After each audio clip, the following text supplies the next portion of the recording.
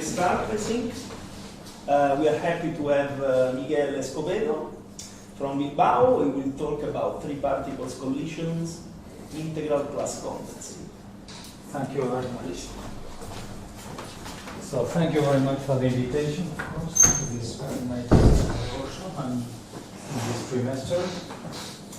And yeah, I would like to describe some or present some results, some more or less, some more recent than others, about these three particles collision and condensate. So I didn't know exactly how to call that.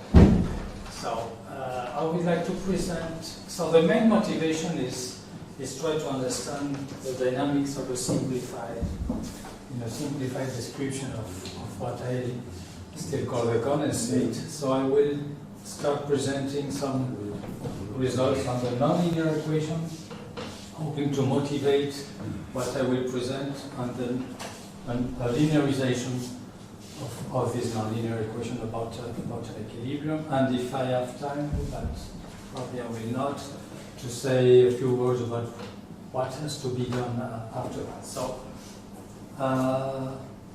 the general three particles collision that you can find in the literature is presented like that. So it's an integral collision where these terms here are this form. So you have a conservation of the energy, conservation of the momentum, some scattering amplitude, and here we have the densities coming from, so F is the particle's density. And you may find these kind of integrals for very different or rather different expressions for the omega, the energy of the particles, and for very different expressions of the scattering amplitude. So what I'm interested in here is this kind of integrals when you're considering both gas. So in this gas, in presence of a condensate, and this integral describes the interaction between the particles in the gas and the particles in the condensate. Okay? So this exchange is not does not conserve the number of particles in the gas. So that's what I'm trying to say here. There is no mathematical rigorous description of that term, so I will not discuss anything about that. But of course, as usual, it has been deduced in several ways in the literature of physics. So these are probably the two first references. Well, actually, you have four references, but the first reference is for that, and that has been extended to more general settings like this in these two articles. So the mostly related mathematical works with what I'm going to discuss, so I just give the most, are a work by Herbert in 2010, an article by Arthur and Juan in 2015, and a preprint by Alonso, Irene, and Min in 2018.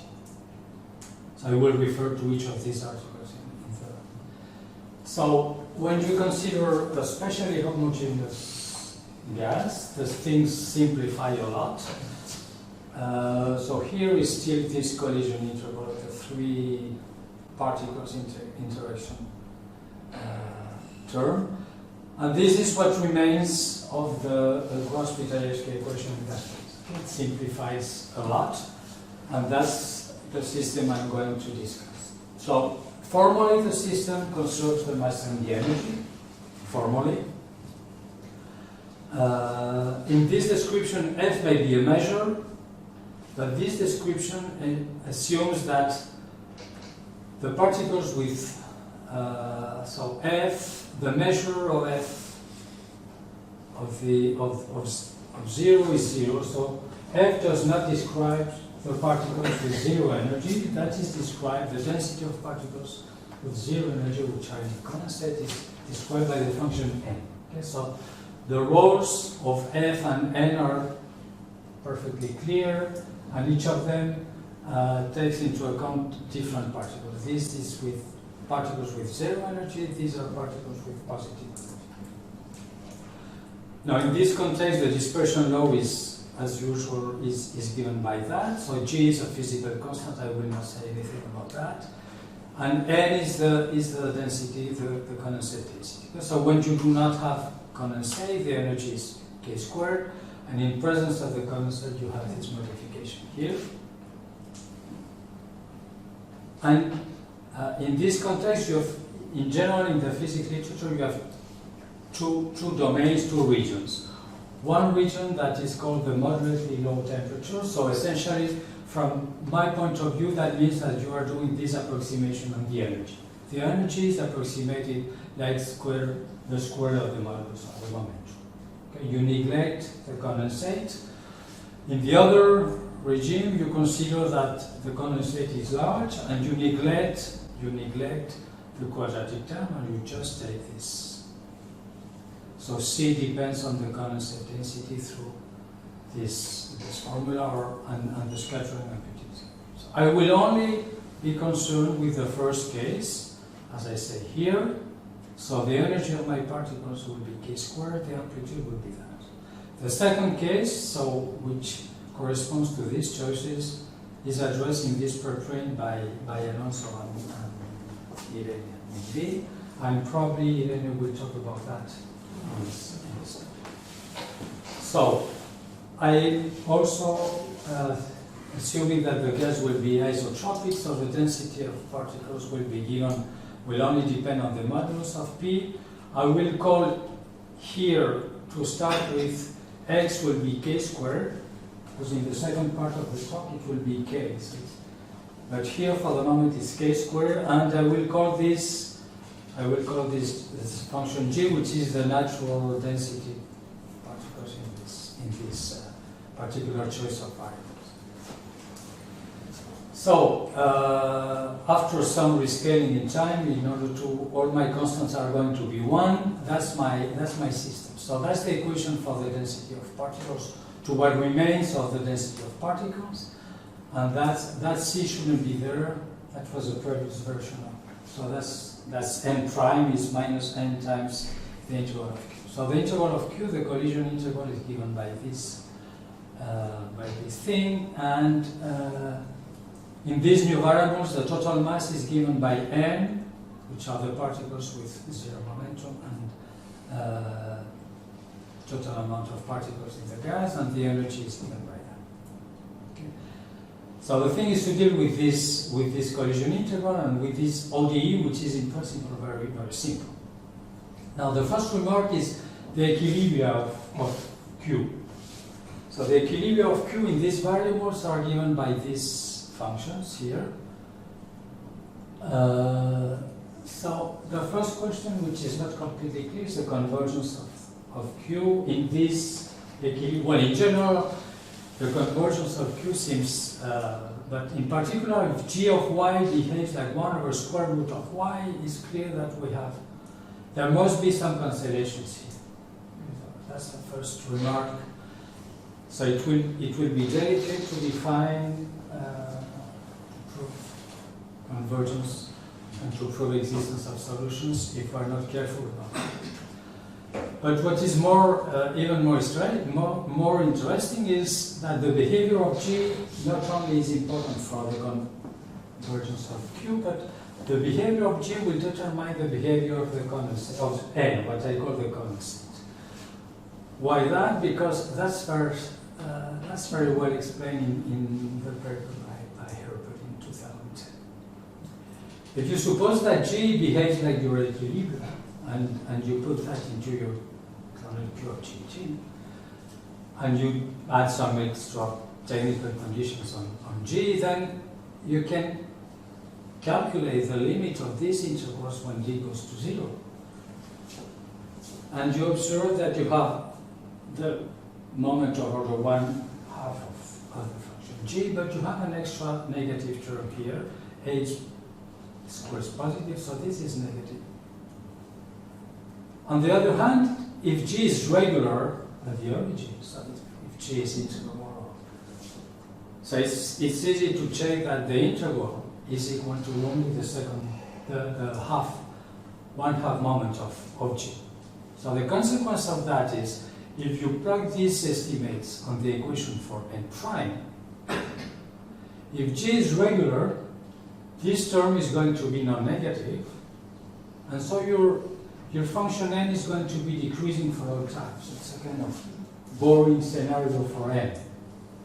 On the other hand, if you have that extra term here, when G behaves like 1 over square root of x, then n prime will behave like that. So here I should have plus. It's a and then the sign of this quantity may change with time, and you get something much more fun with other comments. So the motivation of what I would like to present is exactly that. So can we check, can we describe, can we get some information about this behavior for n? Of course, before that I have to present some results on the existence to see what we are talking about. So the first part of the work that I'm going to present now is a joint work with Enrique Cortés, who was at Bilbao until some time ago. And so we obtained the following existence result for weak solutions. So actually the natural way to think about the weak solutions is to present them for a measure which is the measure g of t plus nt times the Dirac category g. Okay. So you can reformulate everything in this term and then give the existence of weak solutions for capital G. But since I have not so much time, I decided to give the statement in terms of small g and small a. Okay, so that's what so this collision integral will appear, so what I call Q2 of phi and g, which is what you obtain when you multiply the equation by a function test phi, and you do the Fubini and usual integrations in the collision integral. So this is the kind of operators that also appear in the Nordheim equation, which is related for that, and who was introduced, for example, in his paper, in the paper by Liu in 2004. And for a weak solution G, all these integrals will be absolutely convergent, so you can manipulate them without any problem, and it will be a very well-defined solution. So what we show is that you take any initial measure with one moment on 0 plus infinity, you take n not strictly positive, any number, real number which is positive, then you find a measure-valued solution G, which is continuous in time with values in n plus with moments bigger than 1. I should have put here bigger than 1, bigger than or equal than 1. The measure of the set 0 is 0 for all time, and initially G naught is G of 0 is equal to G naught, and there exists a function nt which is right continuous. We don't know if it's continuous. It's right continuous. It's differentiable almost everywhere on 0 infinity and takes the initial data n naught for t equal to 0. And they satisfy the following. So the first thing is you have a Lipschitz continuity for the sum of these two things for time. The function G satisfies some kind of weak solution for the operator Q2 for all the functions which are continuous and bounded, which are 0 at the origin. So this is a weak solution inside the set 0 plus infinity. The function n satisfies this integral equation, so this could be written in terms of n prime, but I decided to write it like that. So nt minus n0 plus this integral is equal to something which is a measure. And this measure is defined in this way. So you have to take a function phi, convex, non-negative, equal to 1 is 0, with this limit at infinity. You scale the function phi, you made this artifact here, lambda phi epsilon, you put this here, and you take the limit. So what we claim is that the limit exists, and the function n satisfies that equation. So it's some, if we, the equation for n is n prime of t is equal to minus n of t q g.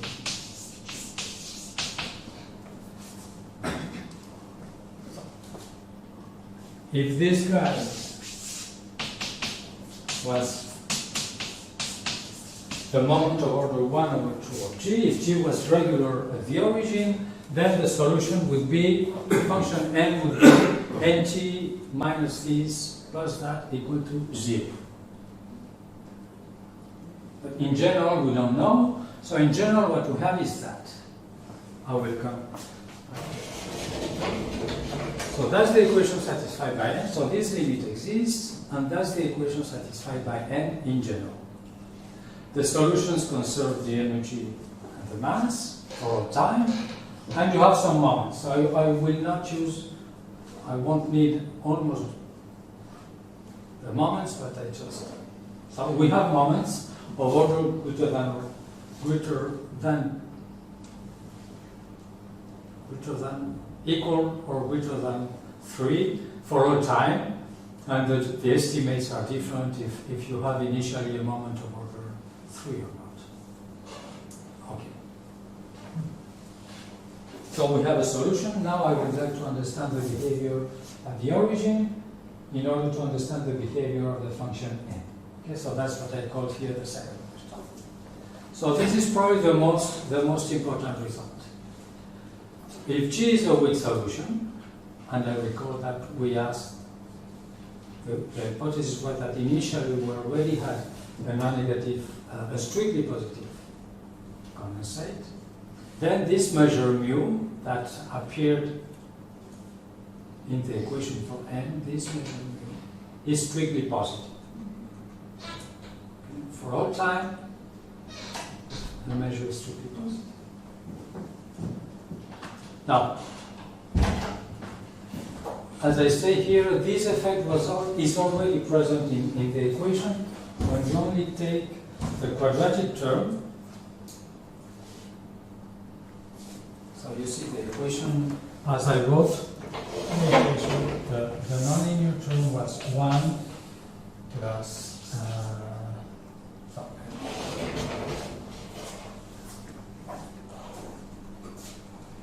so here you have quadratic terms, the cubic terms disappear, but you have some linear terms. So if you drop the linear terms and don't care about the condensate, you obtain a simplified version of the equation, but which contains almost everything. And this result was already proved for that simplified equation. Was proved in the paper by Arthur and Juan in 2015. So what we're seeing here is that this effect is also true for the perturbed equation, where you add the linear term and when you also take into account the condensate. So this proves that for the solutions, for the weak solutions of the equation, this term is always there. Now from that you can deduce two things.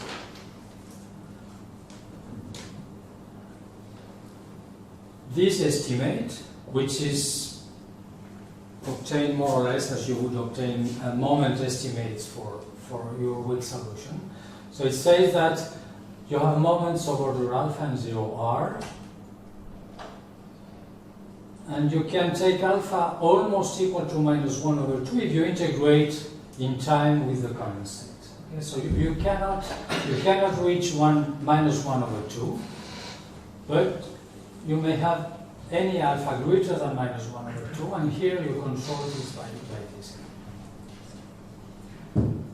And the other one, which strongly uses what I've just written now, is that if G is a measure which has no atoms, so if we have a solution, a weak solution of the problem, which has such that G has no atoms, so no atoms, so, and that we're not able to prove. If we don't know if we have solutions like that or not, but in any case, if G has no atoms, then G cannot have a moment of order minus 1 over 2. So that's exactly what happens to the equilibria. The equilibria do not have moment of order 1 over 2, and our weak solutions without atoms do not have a moment of order minus 1 over 2. So the consequence is that if G has no atoms, and it is a weak solution, we have these two estimates. So if G has to be if G has an algebraic behavior at the origin, of course we don't know that. But if G has an algebraic behavior at the origin, the only possible behavior is theta equal 1 over 2. Because this one implies that theta has to be less than or equal to 1 over 2. And the second implies that theta has to be greater than or equal to 1 over 2. So our solutions, our weak solutions without atoms, if they have an algebraic behavior, the algebraic behavior has to be exactly the one of the equilibrium. So how can we try to prove something like that? So how could we? So the only way I can see is to linearize the problem around an equilibrium to start with. So that's the second part of what I wanted to say. So how can we proceed? So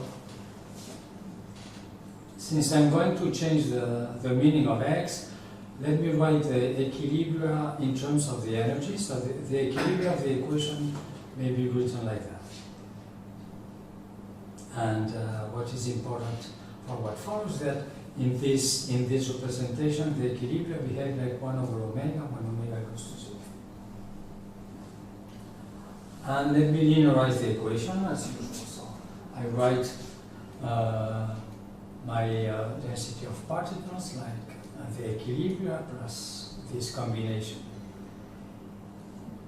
And I want to assume that initially I have a small perturbation, so this guy is small with respect to 1. And I want to see if the linear equation gives me some information about that.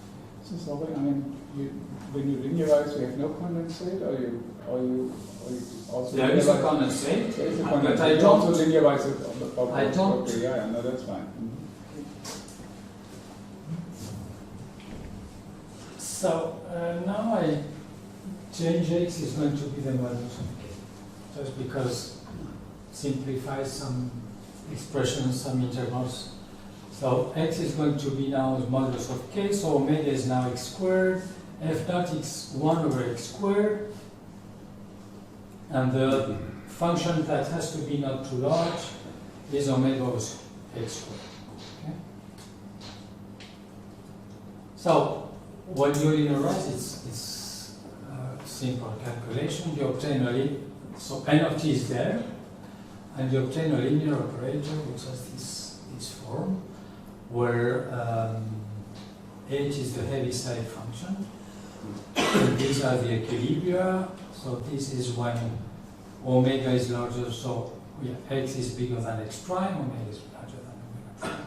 Here we change the symmetrize, and here we have a term which is symmetric in omega and omega prime. So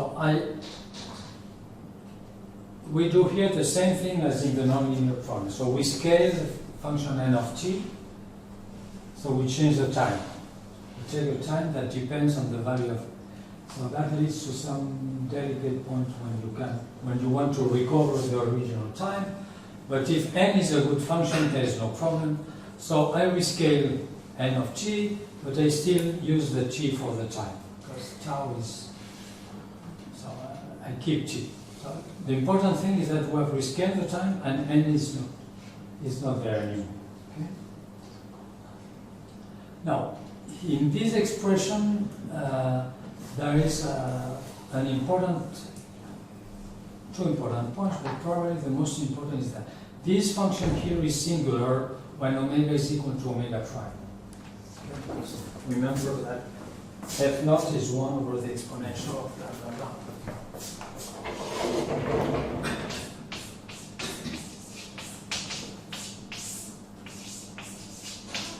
So when omega is going to 0, this is singular, and here we have a singularity for omega equal to omega prime. So here and here, this should be a prime, so it's terrible.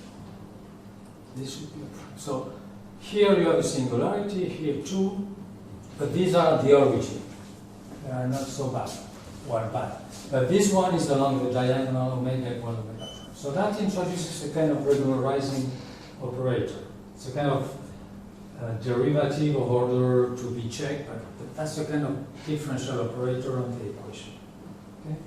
It's quite different from what you obtain when you linearize the Boltzmann, the classical Boltzmann equation, or the four waves interaction integral.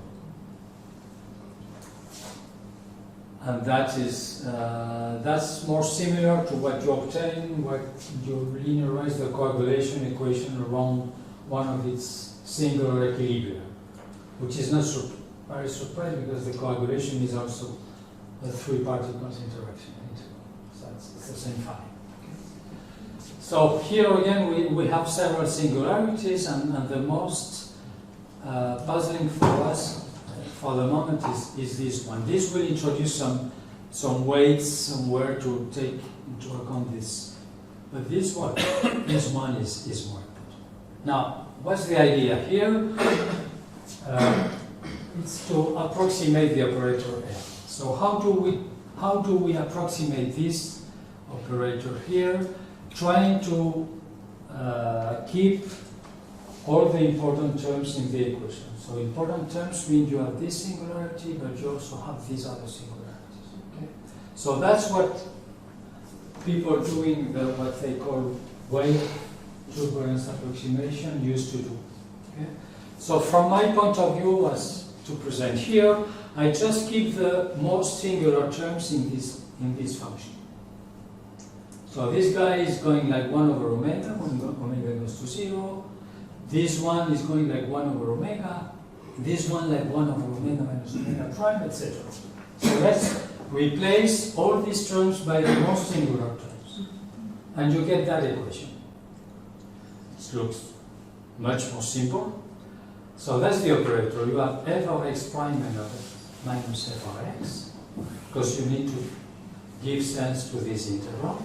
And the kernel k may be written like that, for example. So actually the singularity is still like x minus x prime. Okay? So that's it's here, and you have these singularities at the origin. So this is the most singular term in all what was in the operator L here. Now this equation, you can also get this equation if you do things in the other way. So you start from the nonlinear equation, you keep just the cubic terms, which are here. I dropped the 1, the linear term. Okay, I just keep the quadratic term. And I linearize this equation around the equilibria, which are now the limit of this equilibria when omega goes to 0, which is 1 over omega. So if you linearize that around 1 over omega, you get something like that. So it's another way to see the same. The idea is to approximate, therefore, the idea is to approximate this by this integral collision, the one I work with.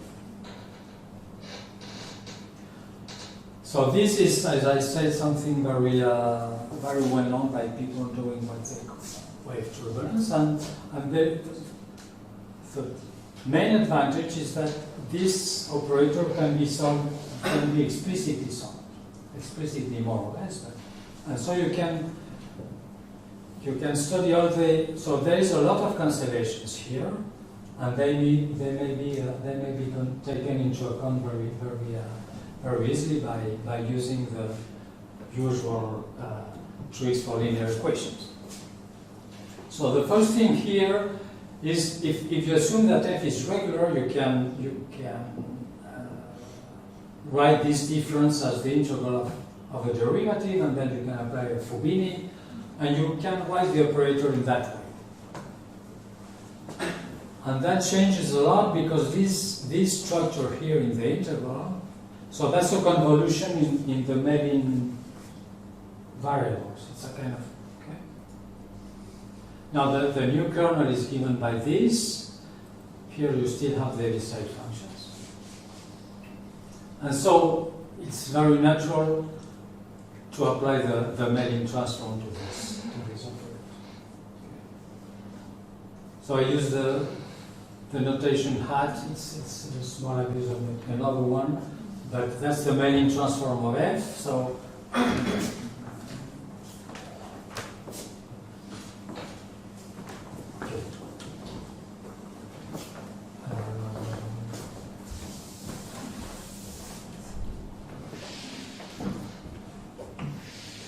let me just remind what is that. It's not very. It's the classical one. What I call it.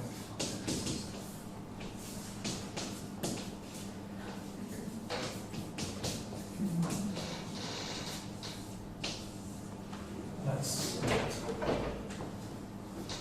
So if I take the Mellin transform here, it's a very classical. It's a convolution in the Mellin variables, and exactly the same argument as for the usual convolution. You get that you obtain the Mellin transform of the kernel times the Mellin transform of the derivative. Now, if you assume that the limits are 0 and infinity are 0 of this quantity here, you can integrate by parts, and that gives you the Mellin transform of f, but not at s, but at s minus 1. So of course this implies some kind of condition on f and on real part of s. So you have to be careful where you choose your variable s in the complex plane, but okay. And at the end, what you obtain then is this derivative is equal to. And so the interest of the equation is that it is not local in the s variable. So here you have s, here you have s minus 1. And the function w is, in this case, very explicit. It's given by this expression here, where this is the Euler's gamma, and this is the d gamma. It's this function, so it's completely explicit, and you can. It's analytic on the real when the real in this strip is 0 on the O3, and you can extend it, of course, to the whole complex plane. You have poles, etc. Now, what do you? How do you solve this? So I couldn't resist, so it's very short. And so let me solve the equation. It's, as I say, it's very general. At least when you do not check the conditions to do the calculations, but anyway.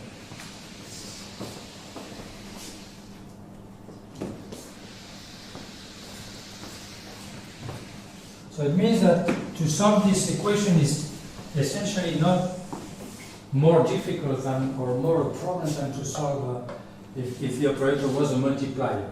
So it's just one step. So I have this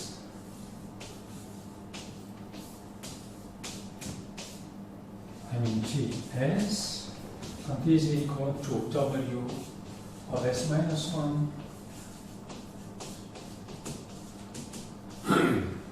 So I apply the Laplace transform to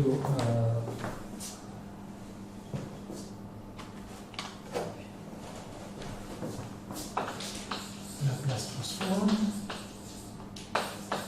and you obtain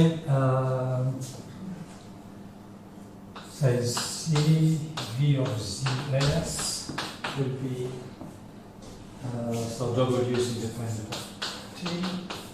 Here we get V of Z S minus 1 plus the initial data. So the many transform of the initial data, let me call it like that.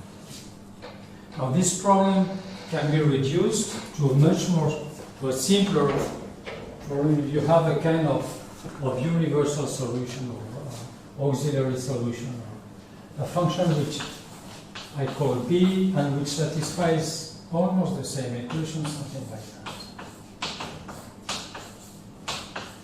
So let's assume for a moment that I know how to build a solution B satisfying that. Okay? And let me do the change of variables. B equal H. Yeah. Yeah. Thank you. Yeah. Absolutely. Yeah. It would be too simple. So A is H times B. Okay. So let me write the equation now in terms of H and B. So the equation is here. So let me write the equations. Z V is H times B, so it's H of Z. And I want that to be Ws minus 1, V, which is H Z S minus 1 times B S minus 1 plus. Now, of course, we recognize here BOS, thanks to your formula, and then I get minus BOS H CS minus 1 plus. So I can pass this to the left-hand side and take B common factor, and that gives me BOS multiplied by C H of CS plus H minus 1 equal F.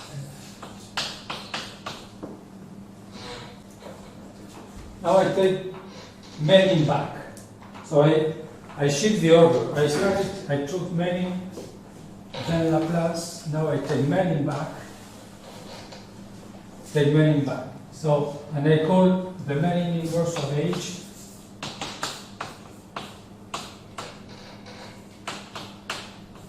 I call it, for example, H small h. So that gives me Z H of Zx. So this S minus 1 will give you an 1 over x in the inverse many.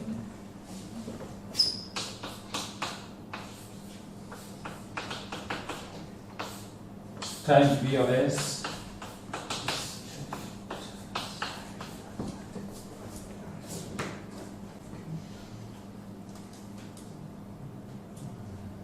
Okay, so that gives me the expression for H. That's Z plus 1 over x H of Zx. I know the initial data.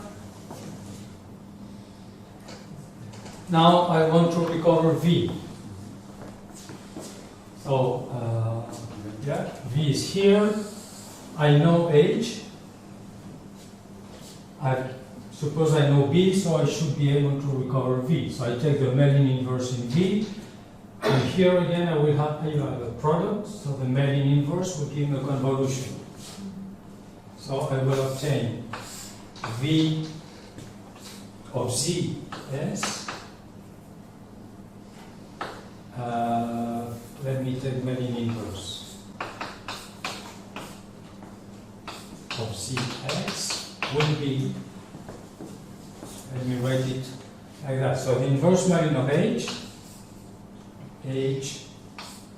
Z, Y, convolution with the Mellin inverse of B at X over Y, dy over Y. Okay,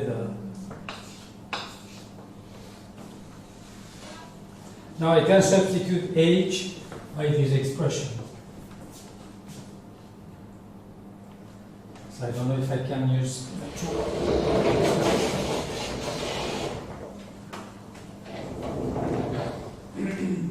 so if I take Laplace transform here, so let me write again the n-1 of V x. This is the interval from 0 to infinity H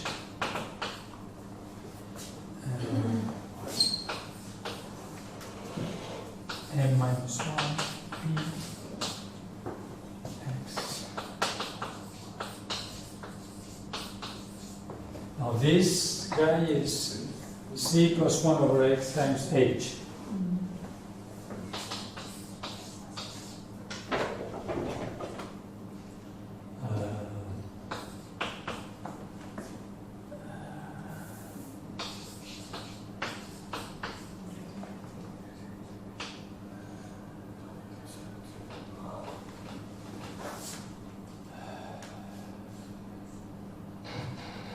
Okay, first mistake here.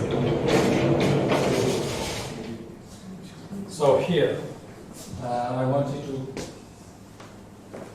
too fast. And again,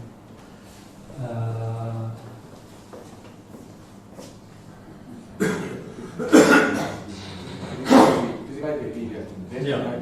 Okay. So I have to take the Mellin inverse of that divided by B. Okay. So I took the inverse Mellin here, so that's okay, but I have to take the Mellin inverse in the right hand side. And that's what I did too fast, and then I didn't. So that's the Mellin inverse of F naught divided by B. Okay? So now here I can use this to say that this H is the Mellin inverse of F naught hat divided by B, divided by 1 over Z plus 1 over X, and multiplied by the Mellin inverse of B.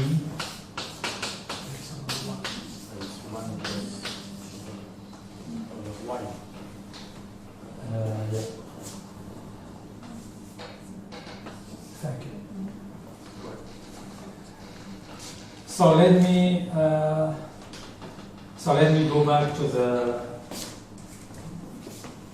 screen where I'm going to rewrite this,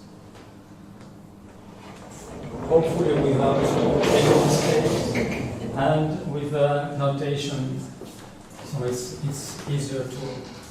So here is the final calculation. Okay, so F, which is the Laplace inverse of what I've been doing, is this interval. So this is the Laplace inverse of this 1 over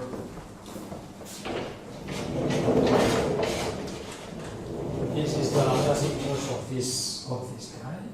Okay. And capital C is the Mellin transform of B, and capital Q is the inverse Mellin of F naught hat over B. Okay? So I wrote in red what we still don't know, and here is the initial data. So we have essentially an explicit expression as soon as we know what is B. So, and B is not very difficult, because this equation, which is here, this expression, which is here, can be solved using a Cauchy integral. So you do a conformal transformation to the complex plane. So you take the strip, the real part of S between a strip of width 1, and you transform it to the complex plane, and this condition is transformed into a Cauchy form. So you obtain an expression like that. So of course, up to now, everything is completely formal. And all these things have to converge, and in particular, this integral has to be well defined. So that depends essentially on that function W. So this function W will tell you where you have to take the integrals, the inverse transforms for the Mellin and the Laplace, etc. But everything is encoded in this W. If you do that carefully, you can prove that this function B is well defined, well behaved, in particular when imaginary part of rho here goes to plus and minus infinity, and so you can do all the calculations without any problem. If you take as initial data a Dirac measure, either at 1 or at a point y strictly positive, you obtain a solution that I will call a fundamental solution. And so you obtain a linear semigroup for this linear operation.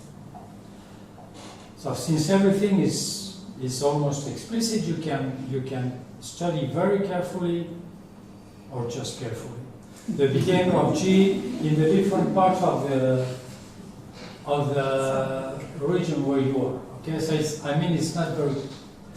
So of course the function G using the scaling of the equation, you have the scaling.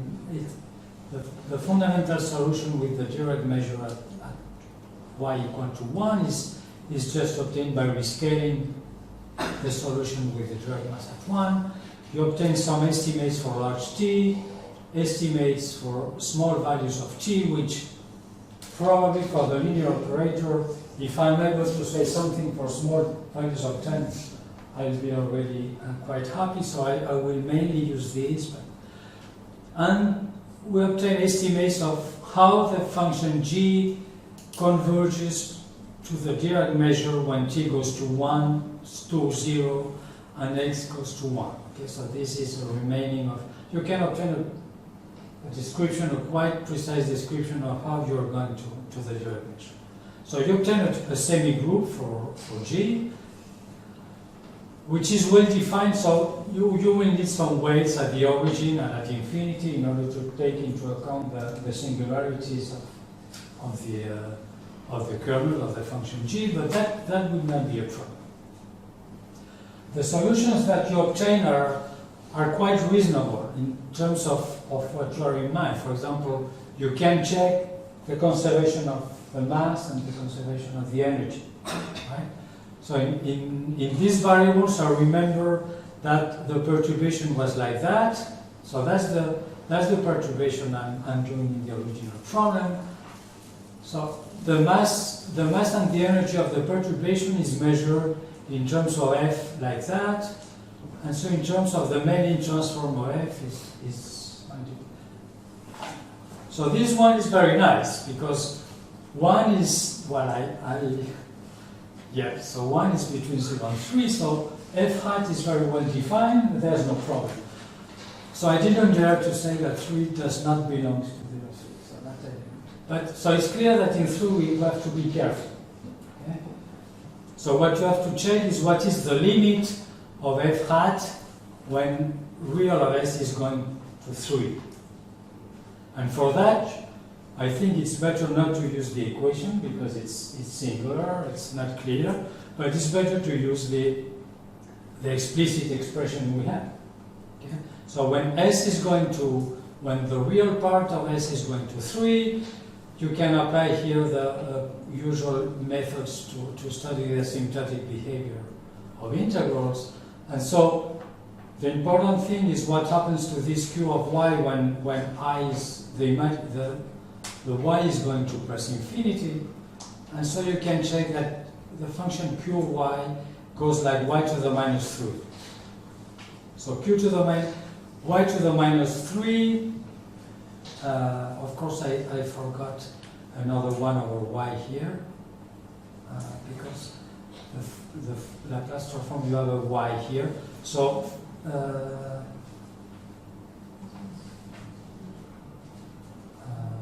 don't understand.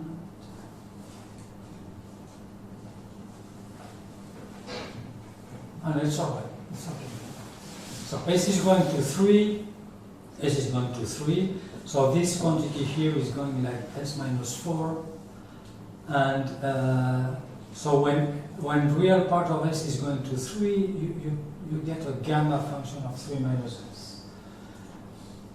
But you also have that b of s is 0, and b of s is 0 like s minus 3. So you cancel the pole here with a 0 here, and you obtain that the energy of f is exactly the energy of your initial data.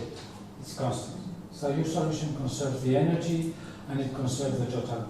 So it's not very important for the moment, because we don't really care about the linear problem. So if we come back now, so that's what I would expect, or what should be expected to be done. Okay? So now I come back to the original linearized problem that you write as a perturbation of capital L. So it's L of f. So you know this linear subgroup, and this is a kind of non-homogeneous term. You would like to see if this guy is a perturbation of that. Okay? And the first step, which is the motivation of this crazy thing, is that it seems really to be a perturbation. In what sense? In particular, if you write the difference of the operators, which is this crazy thing here, there is no more a singularity along the diagonal. Okay? This singularity here and here, when you do the difference, are cancelled, and here something similar happens between this and this guy here. So you still have these other singularities that you will have to care about, but there is no more differential operator here. There's no more regularizing effect. So you have got all the differential terms are here, and here this can be considered as a perturbation.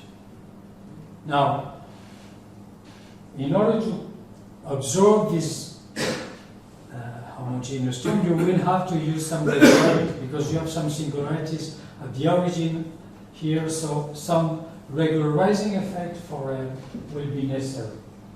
Okay? But that's not very surprising. So L has some regularizing effect that you can already check in this kind of operators. If you consider this guy in the whole real line, and you do the Fourier transform, you obtain a multiply which has so this should be excised. So this should be excised. So you obtain a multiply which is slowly decaying or slowly increasing at infinity. Okay? So the regularizing effect will not be very large. It will be like log of psi. But there's something that will be necessary to deal with this perturbation. So that's essentially the method that was used to solve the linear problem for the coagulation equation, and which was used then to solve the nonlinear coagulation equation around one of these singular. So I really hope that this will give at the end of solutions which behave like 1 over x in these variables, and then will give a non-trivial dynamics for the function small of a. So Enrique Cortés left, so I have to do all the work by myself, and then it takes longer. It's more difficult. So, thank you very much.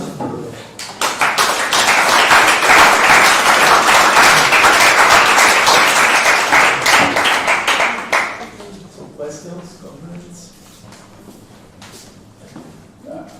I have a general mathematical question, but since I have all the experts here, maybe just pose it. So when you go back to the original equation, and you have whatever, you have the condensate, and then you have the normal fluid, you have this coupled system. And now you want to prove existence of solutions. And now you go to measure valued solutions, weak solutions, and then, you know, and so, you know, as a somewhat more naive person, mathematically, I would think, why can't you just establish existence of solution of that coupled system? You know, you have an explicit system, I mean, the N of T and the one for the condensate.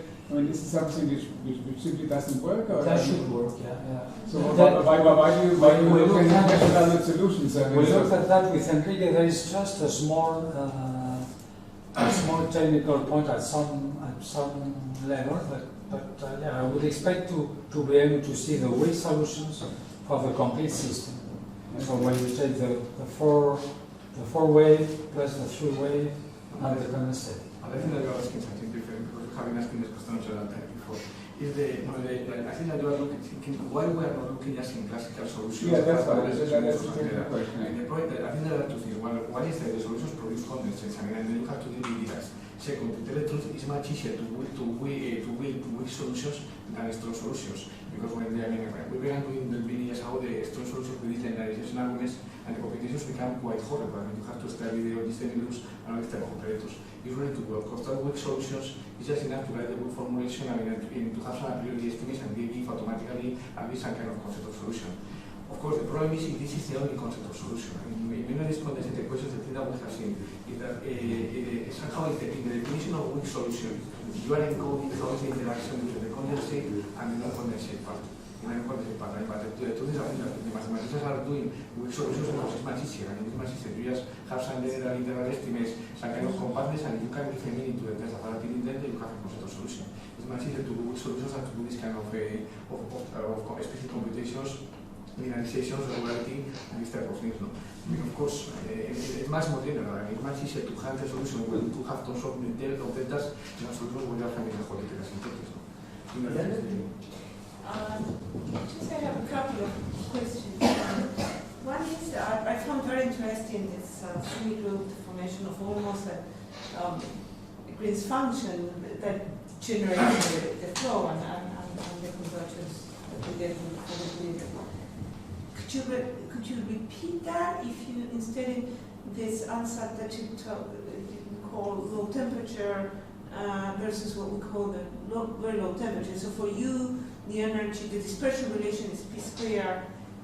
My question is, what would happen if you could actually, can you reproduce the whole theory this part? The linearized problem for... Yeah, putting order of p proportional to the starting quasi-potential. So for omega equal modulus of k, when you linearize around an equilibrium, so that has been done. That was done long time ago, and by a physicist who essentially answered the question. So you can, in that case, you can do exactly the same thing as for the classical. That's what, okay. You obtain a linear problem where you have a spectral gap like that. Right, and you have the 1/2 because... But in that case, the kernel that you have inside your equation is not singular. You do not have this singularity. I had a transparency with that, but I decided to. In a way, you're basically saying that by choosing to take a dispersion relation as p squared, you are closer to the non-planet equation than to the coupled system. Would that be a way to say it? Or I don't know. Okay. I have a doubt about the consistency of it, because I'm supposed to be a not too low. I could even be at above the condensate temperature. I put the condensate by hand. I don't know if all that is right, but the energy is still p squared, so I don't know how coherent is all this in physical terms. Okay, so I would say that my original motivation is rather to test these equations, because the result we had about the Nordheim equation, and which was also obtained by Luke, is that the four-wave equation blows up even if you are above the temperature, the condensation. So the equation has its own life, and so I would like to know if under these conditions the condensate is going to zero or not, Yeah. if it's going to zero exponentially fast or not, or if you may have some, I don't know. So I don't know if I am closer to the north. I really don't have an intuition for the moment. Okay, so it's exactly 4 o'clock. Okay.